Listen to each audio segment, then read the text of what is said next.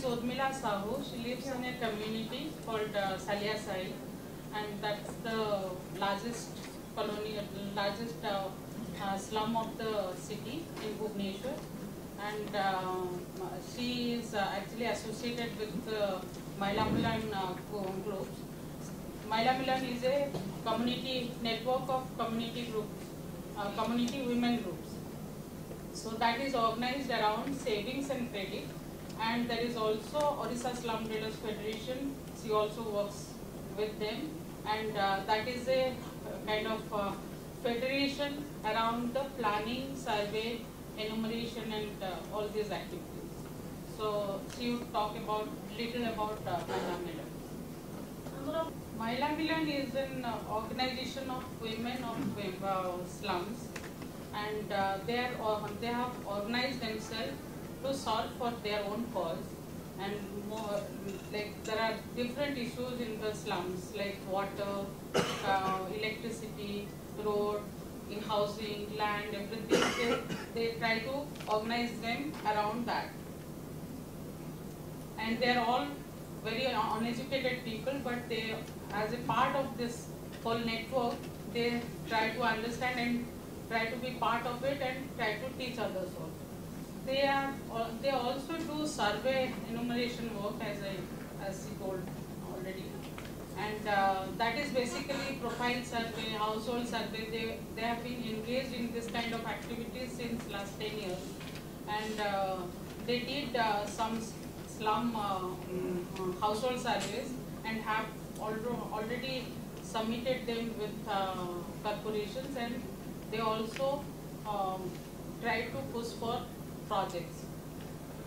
She says that it is not just saving and enumeration or survey that counts, it is also housing and basic facilities that around that they need to organize themselves. And for that they made commissioner.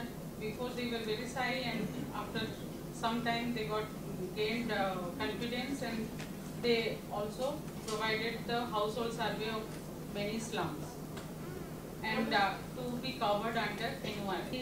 They gave about 13 slums which are really poorest of the poor slums, from the slums who had land tenure. In Bhubaneswar there is two type of slums. One, they have land, another they have land in the sense village land and also resettlement land, and another type is that is they don't have land. So they did the survey of 13 slums which are very poor, having the ownership of land. And she says that from that 13 slum, there is one slum was adopted by BMC, and they had provided 110 families list, Mahila Milan. But for some reason, there was in DPR there was about 73 families, and there was many beneficiaries left out in the DPR itself. And there was a lot of, after getting the project through tender, like it was meant for NGO, and we participated and we got it. That's amazed. And during our execution work, they found out that the roads that was proposed in the project, that is that had well on the road, and there were concrete houses on the road. So it was not feasible at all to start the project with this kind of layout and settlement layout and design.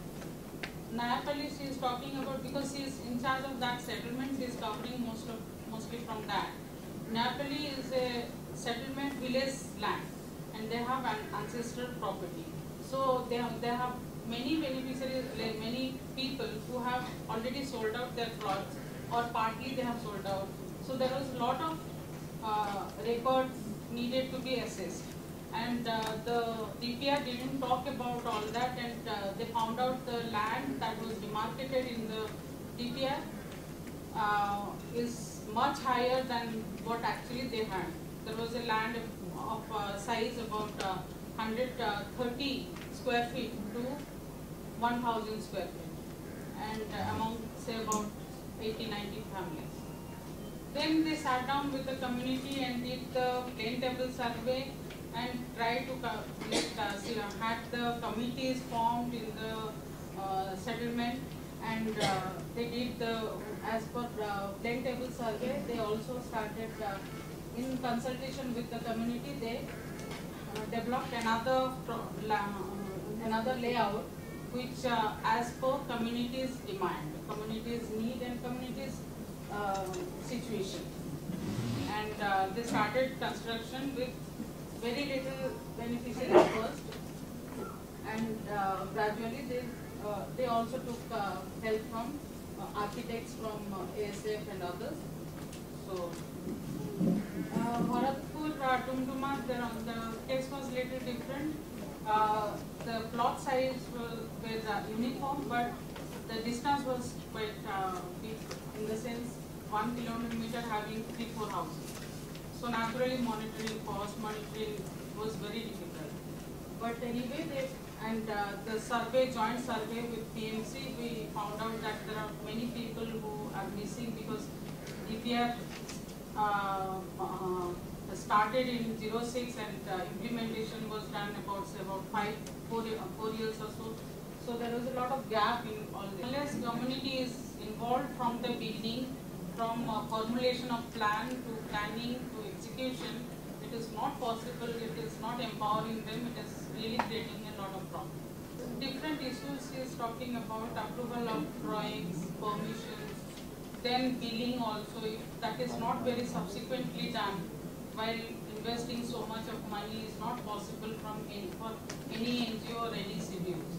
And they have also this kind of problem, and about 250 houses already started having all these problems within this last 6 months or so. And the construction is delayed because of approvals and billing problems. I think they made one very important point, and particularly because there are many government officers here, I want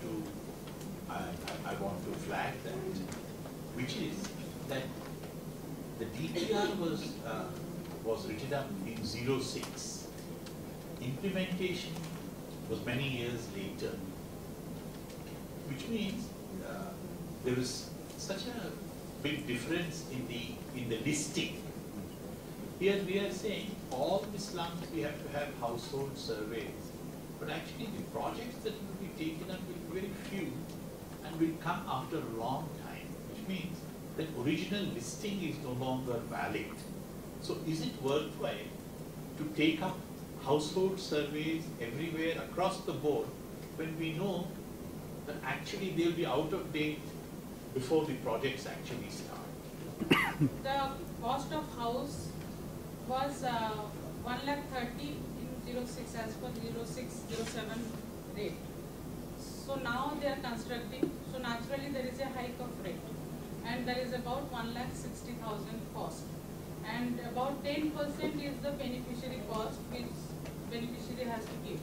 So for that they have already some collections about 10 lakhs in 3 sites. But since the escalation is so high, it is very difficult, just that 10% is not enough. I think it would be important to also highlight certain issues. One is of course the cost escalation which you just mentioned, that 1,30,000 which was under the VSCP project, the cost of the house, but then it got increased to 1,60,000 because you are implementing it, which does not include the cost of urban planners and the engineers which they have to hire from outside to support this process in the community while they are facilitating. That answers the question which Ramesh was saying that. The other issue was that I think it is also important that when they were actually raising this, I mean when they were asking from the community to come up with solutions like how they want to see their houses and all, they had to actually also from the municipality take the approvals, which were not easy to come because they had to go for the soil testing and other things, which was not part of it, and therefore they delayed the process. I think it was also important to highlight this. Based on this case study and what we've heard, what we're looking at in Ray is a 2-stage DPR approval process. Mr. Bura, also to take forward the point you were saying between the delay of the DPR and the execution on the ground. and part of the DPR process is a micro-planning process. But this is all work in progress, so I don't know whether it gets accepted. But all these cases are pushing towards that. Yes. When the implementation happens, in phases over a period of time, and the information gets outdated. Now, there are two issues involved here. One is that, yes, I mean, if there is a baseline citywide, it's useful only if it's updated constantly. And it is possible now with satellite imagery and other things to go on updating that. So a survey necessarily has to also have built into this whole process updating. Like if there are Pakka houses constructed, if there is a new slum coming up, it has to constantly be updated. But in most cases where that has not been possible, I would just like to share with you how this issue has been dealt with in the DFID projects in Andhra Pradesh, this APUSP, then in Madhya Pradesh, MPUSP, and in West Bengal, KUSP. And these have dealt with a huge number of towns. In Andhra Pradesh, 42, in West Bengal, 40, and in Madhya Pradesh, we're talking about 14 towns. Now, what was done there is a kind of a two-stage process. One is that using existing information on slums, which is there in all cities to some extent, incomplete, outdated, but it's there. Using that and a little bit of updating at the slum level, what has been done is that settlements have been mapped onto a matrix which looks at infrastructure deficiency and poverty. And on that basis, they have been prioritized, those which are the poorest and most efficient, or it's been left to the towns to prioritize it. And then they figure out that how many they can do in a year, and then the first lot is then taken up and for doing a detailed survey. As that happens, then a detailed survey is then conducted of the second lot of prioritized settlements, and also of the slums which are actually left out of the data process. So this, to some extent, takes care of the question you're talking about. सरकार के पास पूरी information slum villages की नहीं है और वो आती है तब प्रोजेक्ट नहीं होता है या थोड़ा सा ही होता है, लेकिन मुझे लगता है कि एक अच्छी बात है कि सरकार ये पूरी इंफॉर्मेशन लेना चाहती है और उसमें अभी एनजीओ की है, एकेडमिक इंस्टीट्यूशन की है। मुझे ये जब कम्युनिटी मैपिंग की बात होती है तो मुझे लगता है कि सिर्फ कम्युनिटी ही मैपिंग कर सकती है, ये भी बहुत ज़रा एक्सट्रीमिस्ट व्यू हो गया है। मुझे आजकल सैटेलाइट इमेज है, टोटल स्टेशन सर्वे है, अच्छे प्रोफेशनल है, जीआईएस जैसा प्लेटफॉर्म है, तो ये जो कुछ कम्युनिटी मैपिंग है उसमें प्रोफेशनल्स और एनजीओज विद टेक्निकल कैपेसिटी का सपोर्ट लेना बहुत जरूरत है।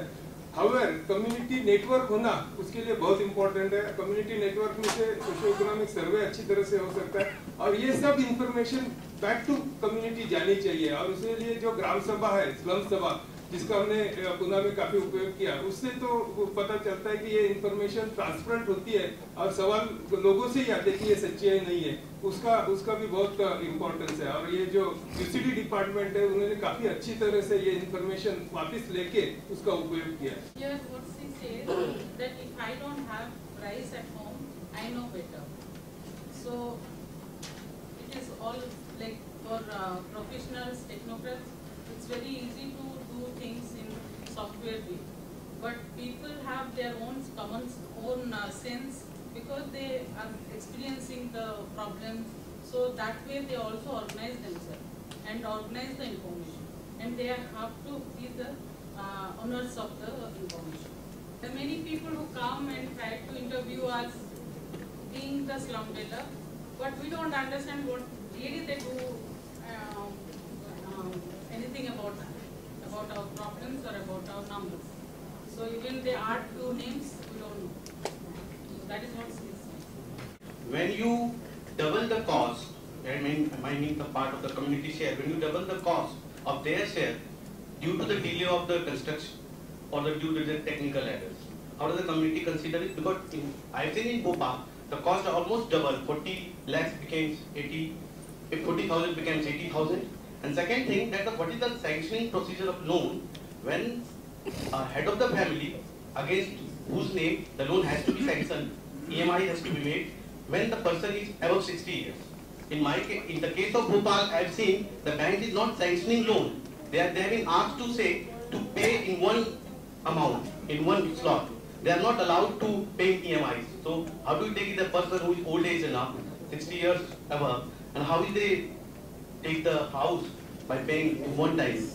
She's saying that this is not like a formal loan business.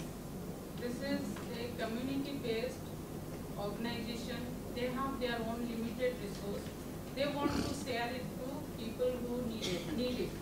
And without consideration of interest, without consideration of whether that person can repay it totally or not. Just for the sake of need, intensity of need or gravity of the situation. As for that, they provide the loan.